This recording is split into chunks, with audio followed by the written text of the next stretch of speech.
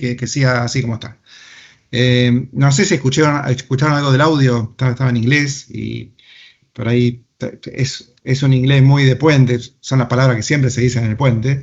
El práctico le pregunta al capitán sobre particularidades del buque y el capitán le pregunta al práctico sobre el particulares de la zona donde va a navegar, ¿no? Cada uno con su propia especialidad. Pero recuerden que habíamos visto el tema de la responsabilidad, ¿sí? Donde siempre la responsabilidad es del capitán, ¿sí? Y nunca del práctico.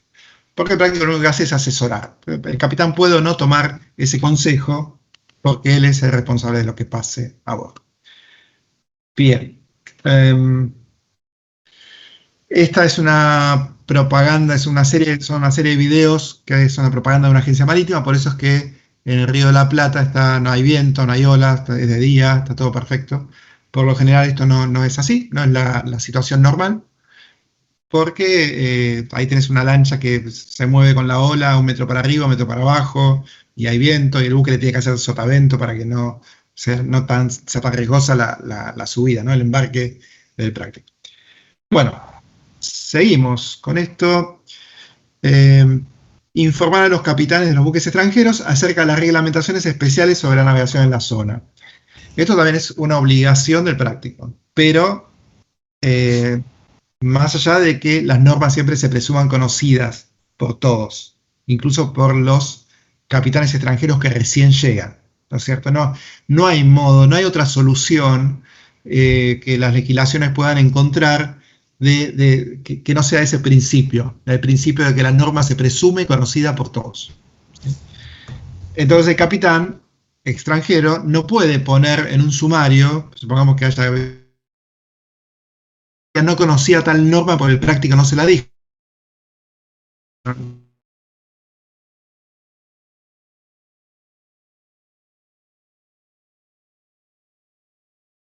Pero aún así es obligación, dice, informar a los capitanes acerca de las reglamentaciones especiales sobre la navegación en la zona. Bueno, luego, vigilar y exigir a los buques extranjeros el cumplimiento de las leyes y reglamentos vigentes. Esto tiene que ver con que cada práctico es delegado a la autoridad marítima y vamos de vuelta al conflicto de intereses. Es decir, capitán extranjero porque si no, no lo van a contratar para el próximo viaje. Si a lo sumo le va a decir, mire, esto cámbialo porque puede tener problemas, pero más allá de eso, no le va a informar a la autoridad marítima porque si no, va a tener problemas comerciales el práctico de contratación. Y luego hay una obligación de informar, que también la tiene el capitán, dice, dar cuenta de inmediato el perconducto más rápido a la autoridad marítima más cercana de todo acaecimiento extraordinario y de toda infracción a las leyes y reglamentos vigentes que se cometan a bordo del buque que pilotea o por otros que naveguen en la zona. ¿Sí? Bueno, acaecimiento extraordinario o infracción a las leyes del buque que está piloteando, olvídense porque no lo va a hacer, y por ahí sí de otro buque que navegue en la zona. ¿Sí? Puede ser que un práctico te denuncie una mancha oleosa en el canal de navegación, que obviamente no es de ese buque porque si no, no te lo va a decir, o que falta una boya, o que hay, no sé, un contenedor flotando. Esas son cuestiones que el práctico no puede esperar y lo tiene que informar inmediatamente, ¿sí?, a la autoridad marítima. Si no lo hace, va a tener una sanción. Se va a abrir un sumario y va a haber una sanción por no informar ese acaecimiento extraordinario o esa infracción a las normas. A este artículo, que es el 146, inciso G, lo podemos vincular con el 122, inciso C, C de casa, ¿sí?, de Charlie, que dice lo mismo, pero en este caso es para el capitán. Dice, el capitán tiene que comunicar de inmediato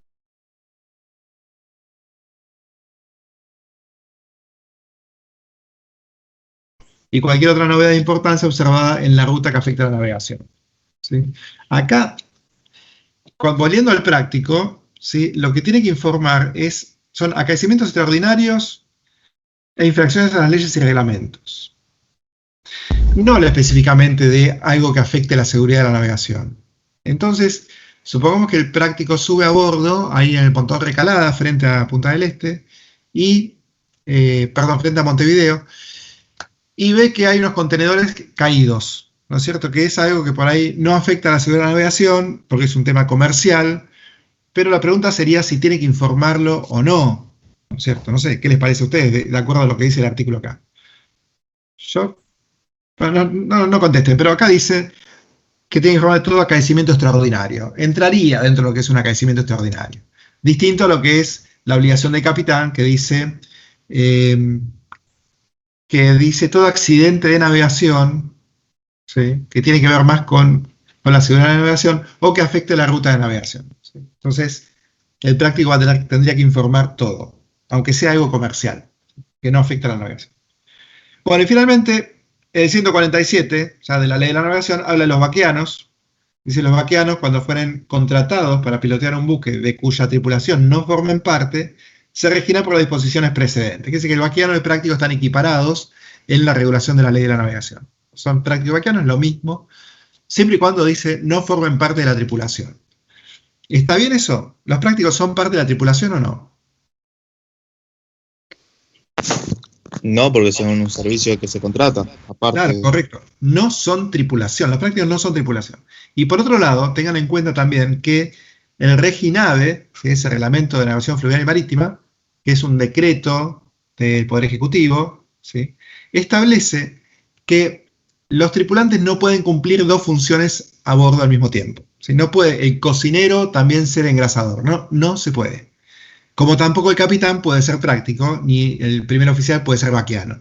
¿Sí? Entonces, en cumplimiento de REGINAVE, solamente va a tener una función, un rol a bordo del buque y no dos. ¿Sí? Aclaro esto porque hubo problemas con ciertos amparos que presentaron algunas embarcaciones de bandera paraguaya, diciendo que tenían práctico y la Argentina Prefectura interpretaba que no tenía práctico, porque ellos denominan práctico a uno de la tripulación. ¿Sí? El práctico de Paraguay es parte de la tripulación, del rol de la tripulación.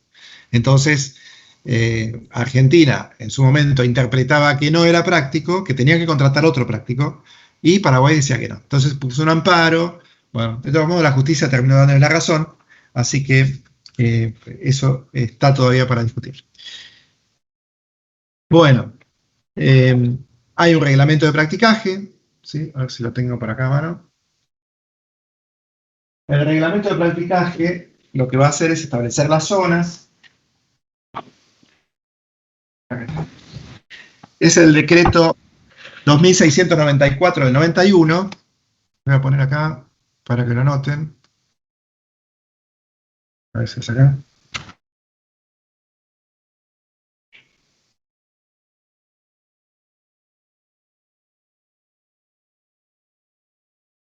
Decreto 2694 del año 91, que lo que hace este decreto, ¿qué pasó en el 91? ¿Qué pasó en el 91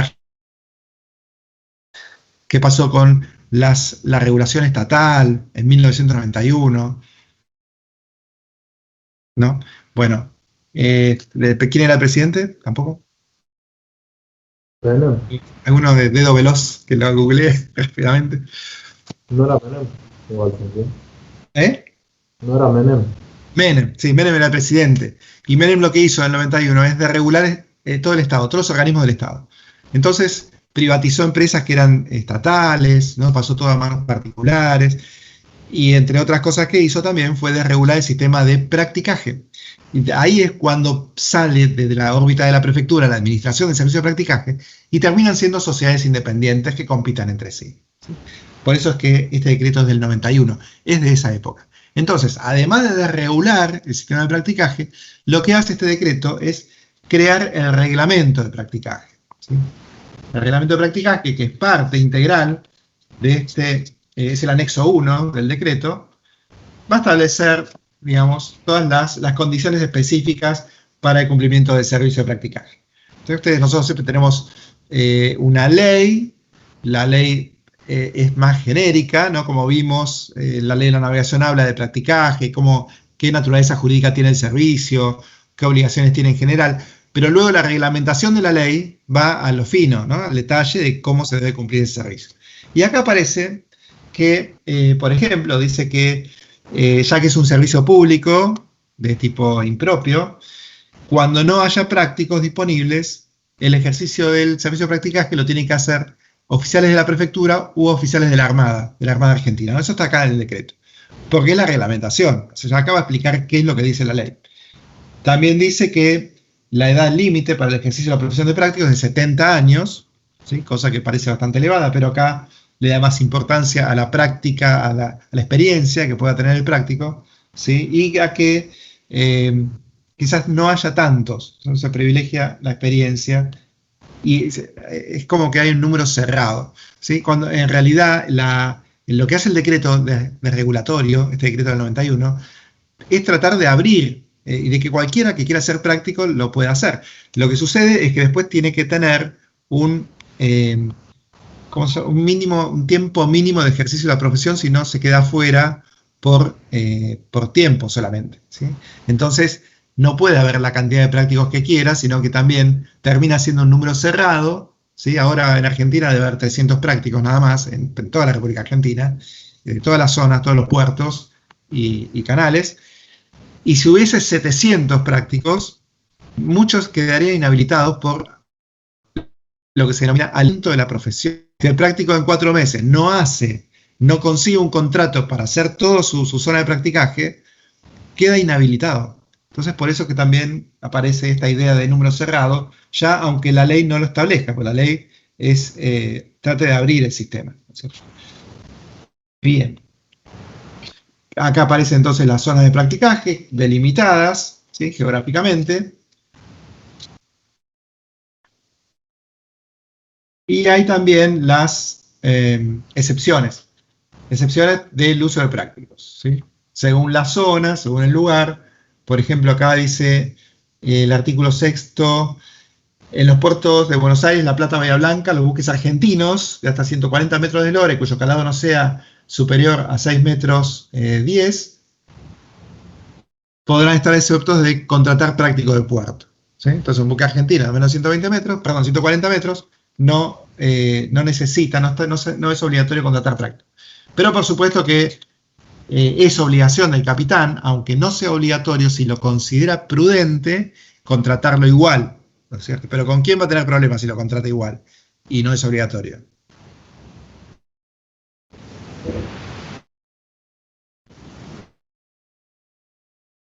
Con el armador.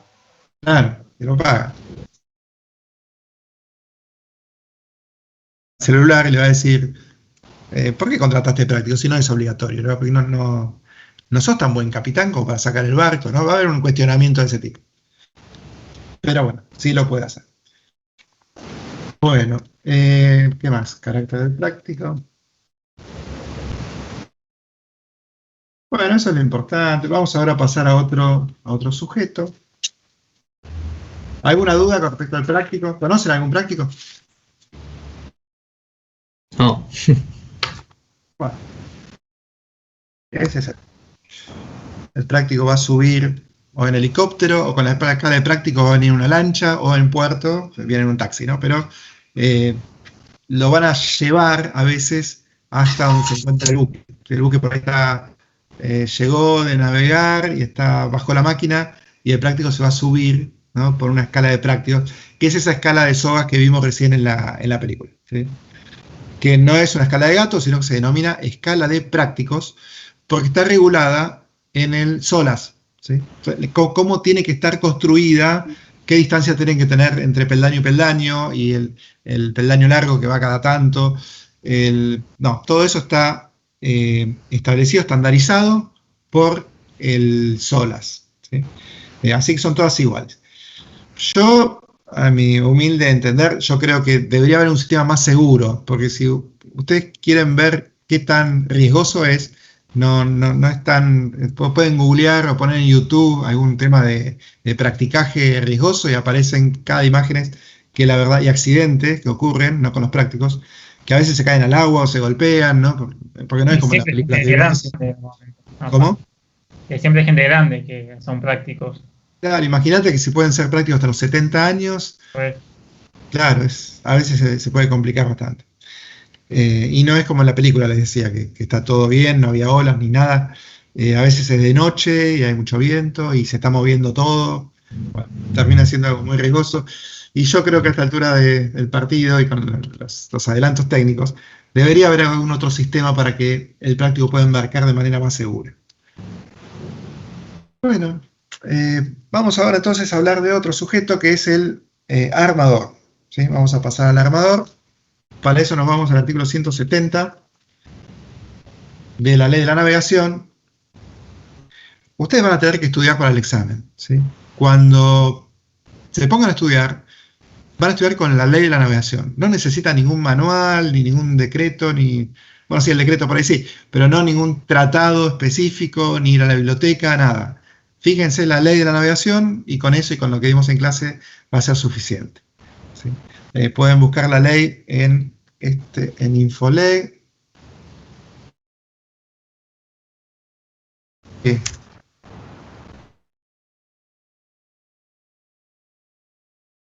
No, los exámenes son todos multiple choice y no les pido nunca número de leyes. Más que nada son conceptos básicos, ¿no? Nada, por ejemplo, no me acuerdo, pero una pregunta va a tener que ver con la responsabilidad del práctico, si es responsable por lo que el buque puede ocasionar a otros, o es responsable el capitán, y ya lo vimos que no, es solamente asesor. Bueno, o por ejemplo, si es o no un servicio público, el servicio de practicaje, esas cuestiones.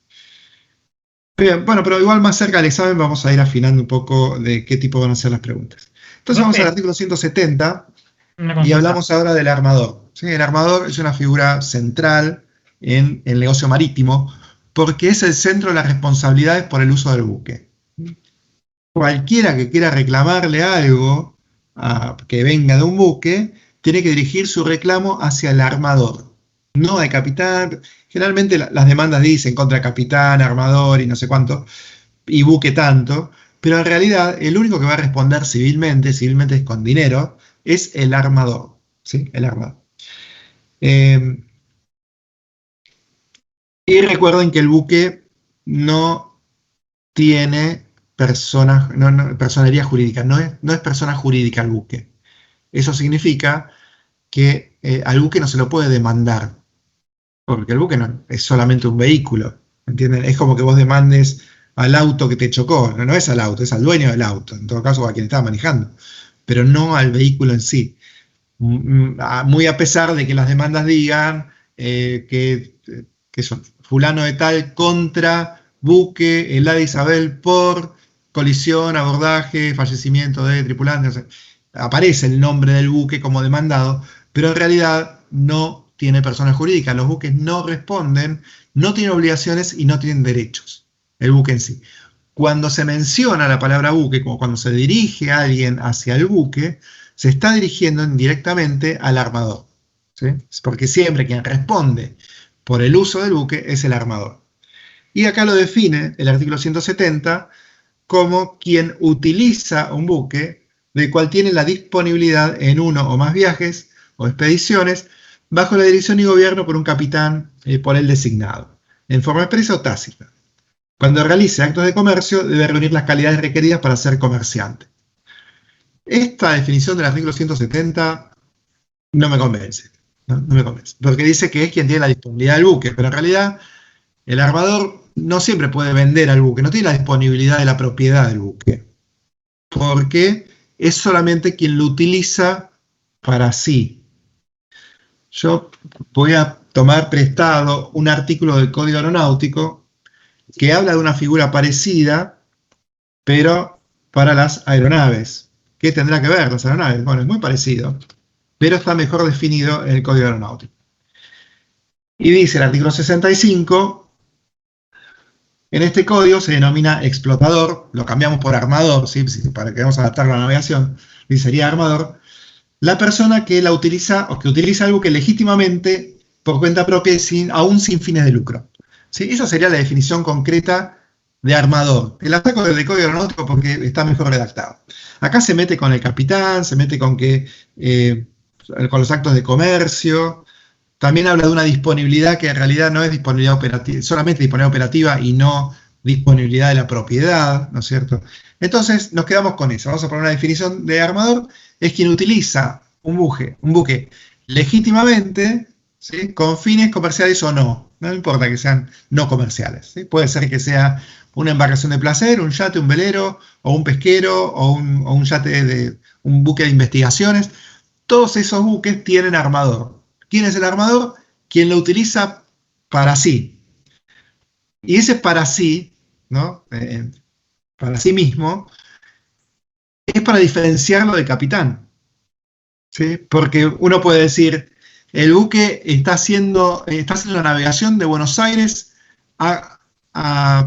ponele, a Río de Janeiro, ¿sí? De Buenos Aires a Río de Janeiro. ¿Quién lo está llevando? Y lo está llevando el capitán. Está bien, pero no es el capitán que quiso hacerlo, sino que lo hace el armador, ¿sí? Porque lo hace para sí mismo. Lo hace el capitán en nombre del armador. Quien decide ese viaje es el armador. Por eso es que ahí se diferencia la disponibilidad operativa de la disponibilidad de la propiedad, ¿sí? Entonces entendemos que no necesariamente el armador es el propietario del buque, ¿sí? Hay muchos contratos, 4 o 5 contratos, que separan la figura del propietario a la figura del armador, ¿no? En el negocio marítimo. Si hablamos de embarcaciones deportivas o de placer, son embarcaciones mucho más chicas, o no necesariamente chicas, pero bueno, que tienen otro fin, un fin no comercial, es muy posible que el propietario también sea el armador, ¿sí? Porque es propietario del registro, es quien lo compró, quien lo mandó a construir, pero además es quien lo utiliza para sí. Entonces, ese propietario es armador. Pero lo que va a suceder en el comercio marítimo es que va a haber contratos donde el propietario le va a ceder la operatoria a otra persona. Por ejemplo, un alquiler. Se llama locación de buques. Entonces el propietario que lo mandó a construir, que es propietario y armador a la vez, porque no hizo ningún contrato todavía, de repente se le ocurre hacer un contrato de locación con otra persona, y lo que cede, a cambio de un precio mensual, es el uso de gozo y la tenencia del buque, es la operatoria del buque.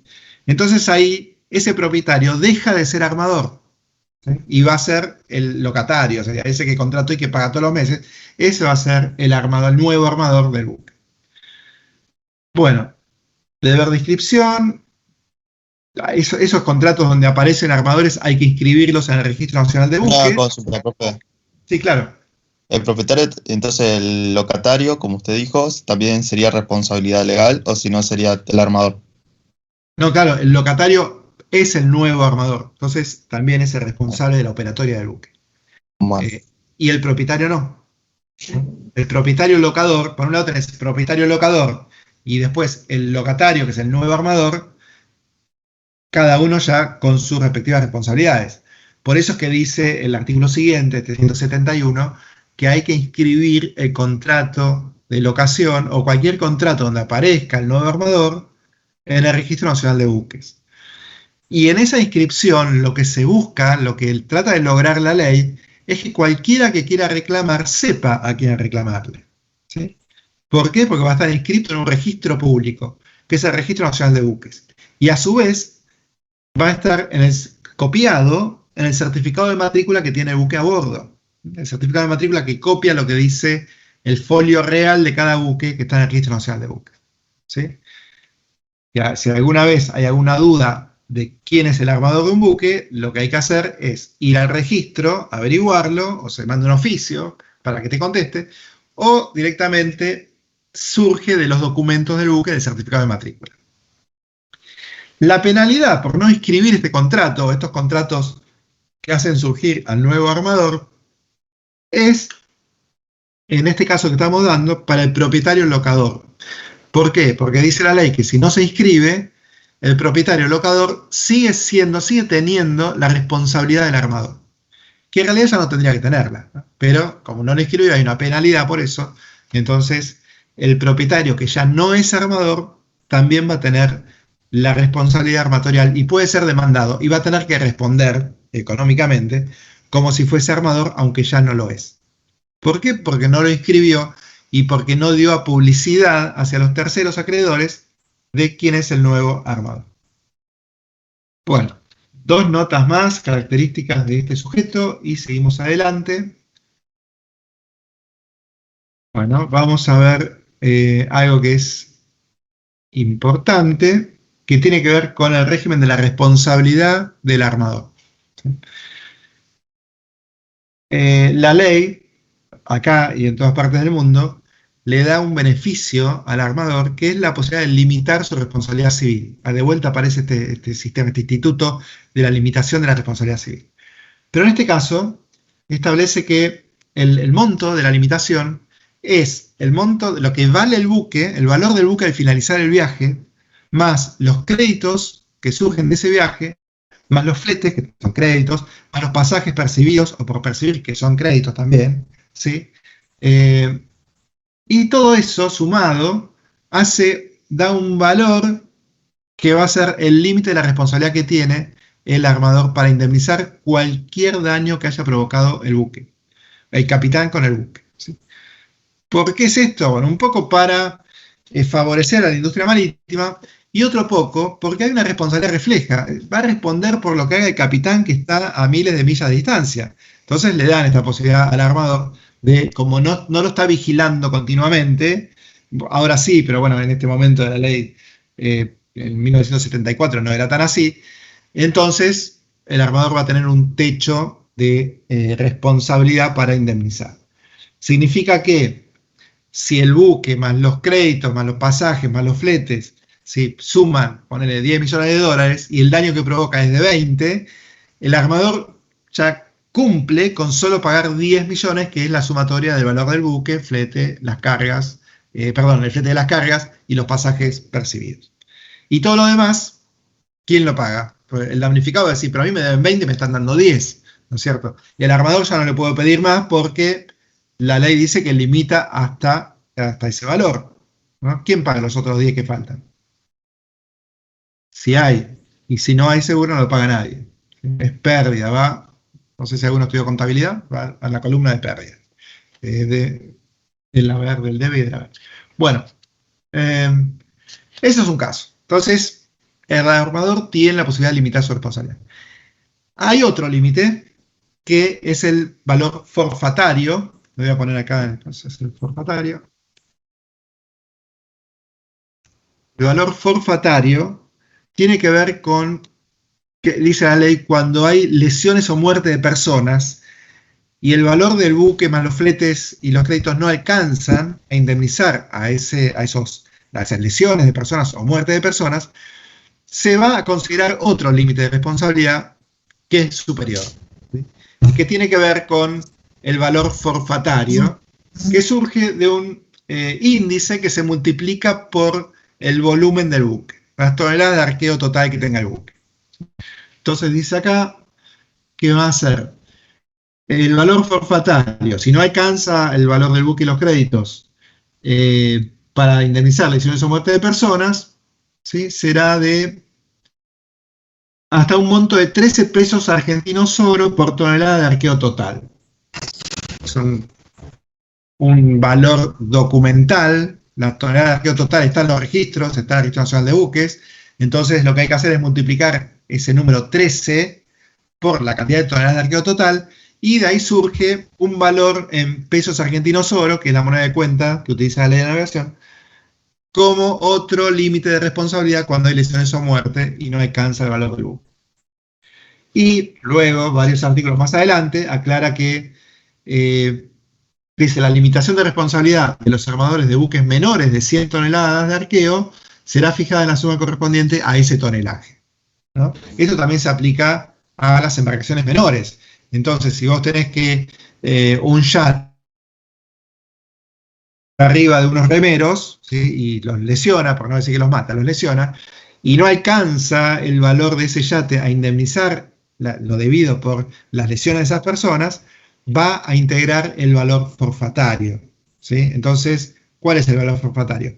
Aunque ese yate tenga 10 toneladas de arqueo, se va a considerar que tiene 100, porque es el mínimo. La ley pone como mínimo 100 toneladas de arqueo, aunque la embarcación tenga menos, ¿sí?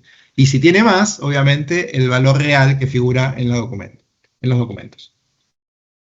Bueno, importante también qué créditos alcanzados y créditos excluidos. El armador no puede limitar cuando se trata de sus propios actos, ¿sí? O de actos de sus dependientes de tierra, solamente va a limitar con esa responsabilidad refleja que tiene sobre la tripulación, el capitán. La limitación alcanza muerte o lesiones corporales de cualquier persona, ¿sí? Si por ahí fallece un estibador, o en ese caso podrá también limitar su responsabilidad. Pérdida de bienes o derechos o daños sufridos a ellos. Responsabilidad o obligación emergente por remoción de restos náufragos, de reflotamiento de un buque hundido o varado, o de daños causados a obras de arte de un puerto o vías navegables, algo. Bueno, hay una excepción. Pero si provoca daños a un muelle, también va a poder limitar. Bueno, luego, el 178 habla de créditos excluidos, ¿sí? Y acá es donde a ustedes les interesa esto de los créditos excluidos. Son los créditos, lo que debe pagar el armador, pero que por eso no puede limitar, no va a tener la posibilidad de limitar. Y dice, la limitación de responsabilidad no puede ser invocada frente a créditos provenientes de asistencia o salvamento. ¿Sí? Tenemos que ver todavía el tema de asistencia y salvamento. Contribución de avería gruesa, los del capitán y de sus tripulantes, y los de sus respectivos causavientes que tengan su origen en el contrato de ajuste, y de los otros dependientes del armador cuyas funciones se relacionan con el servicio del buque. Quiere decir que ustedes, como tripulantes del buque, bajo un contrato de ajuste, si el va a poder limitar su responsabilidad, ¿sí? Porque ese límite está excluido frente a los empleados, frente a aquellos tripulantes con cual firmó el contrato de ajuste. Bueno, y ya estamos con esto. A ver cómo estamos ahora. Muy bien. Vamos ahora a ver al agente marítimo. Pasamos de sujeto, ya con este terminamos los sujetos. ¿Sí? Agente marítimo. El agente marítimo está regulado a partir del artículo 193 de la Ley de la Navegación. Vamos a ver que ese agente marítimo es el representante del armador en un puerto donde no tiene domicilio el armador. ¿Sí? Lo representa judicial y extrajudicialmente, activa y pasivamente, ¿sí?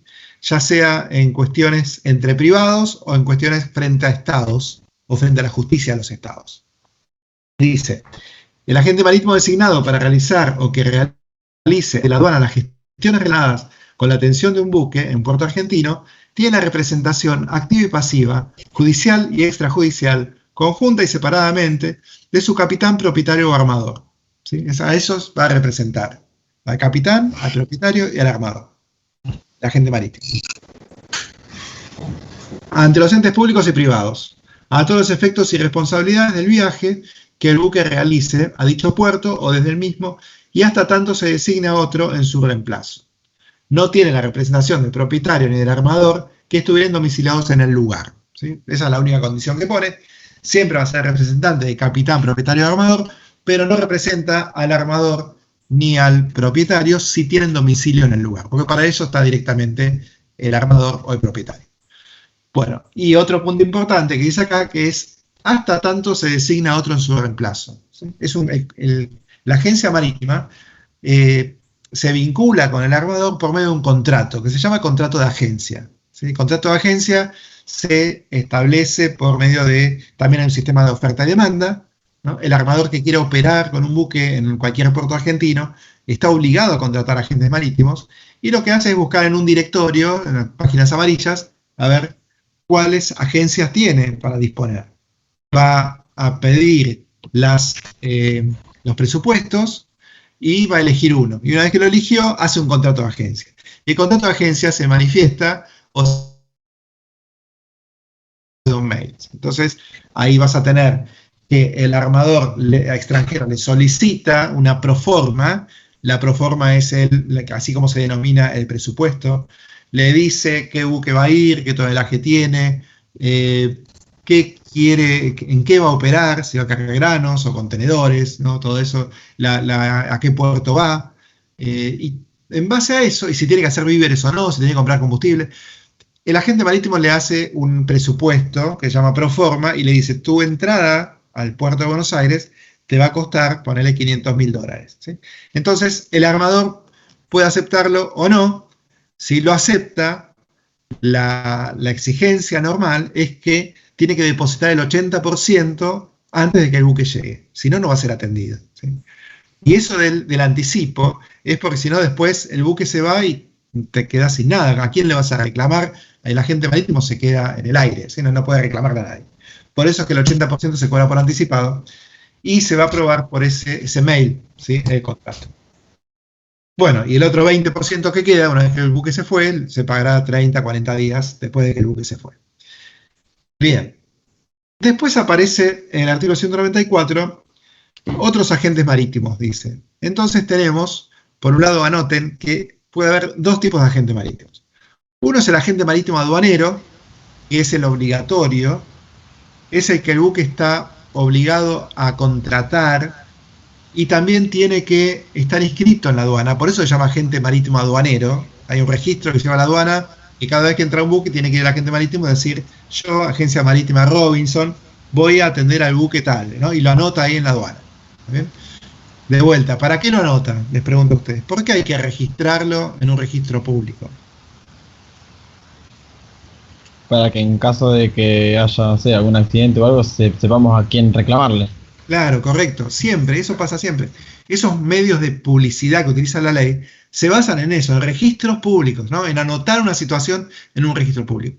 Así como anotás quién es el armador de un buque en el Registro Nacional de Buques, anotás quién es el agente marítimo de un buque en la aduana, ¿sí? Entonces, si vos querés saber quién es el agente marítimo de determinado buque, un oficio a la aduana, o vas a la aduana y preguntás, o legalmente haces un oficio y la aduana te contesta, el agente marítimo de ese buque es la agencia marítima tal, y te dice.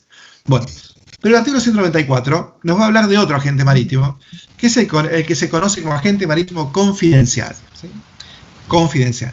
Y no es tan confidencial porque sea secreto, que en definitiva nadie sabe quién es, por eso se llama confidencial, porque no está inscrito en la aduana. Es un agente marítimo de un armador que no está ejerciendo una acción comercial con ese buque. Entonces puede pasar que un buque tenga dos armadores. Ahí está el problema, ¿sí? La problemática es que a veces en un buque encontramos un armador que tiene la gestión náutica, ¿sí? Contrata el personal, verifica que los certificados estén al día, hace las reparaciones en el buque, y otro armador del mismo buque que se encarga de la gestión comercial.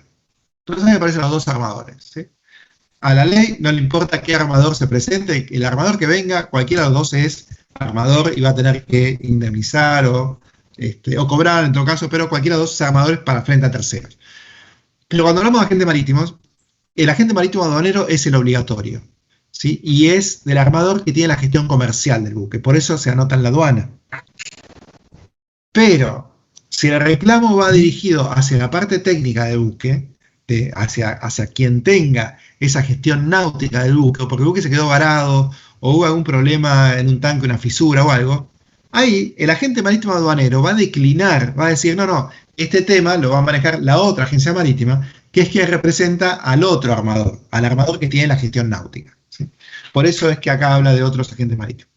Resumiendo, hay un agente marítimo aduanero y un agente marítimo confidencial. El aduanero representa al armador que tiene la gestión comercial y el agente marítimo confidencial representa al armador que tiene la gestión náutica. Profe, ¿se podría decir que el confidencial representa los intereses del armador fletante y el otro, el aduanero, al fletador? Correcto, yo no me quería meter en tanto contrato, pero sí es así, tal cual como lo decís vos. El fletante, que tiene la gestión náutica, va a estar representado con el agente marítimo confidencial, y el fletador, que tiene la gestión comercial, con el agente marítimo aduanero.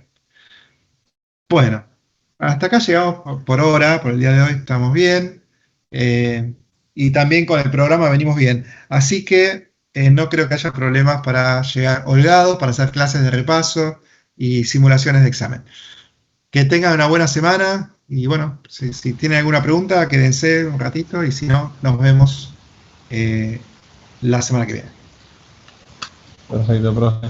Muchas gracias. Gracias por el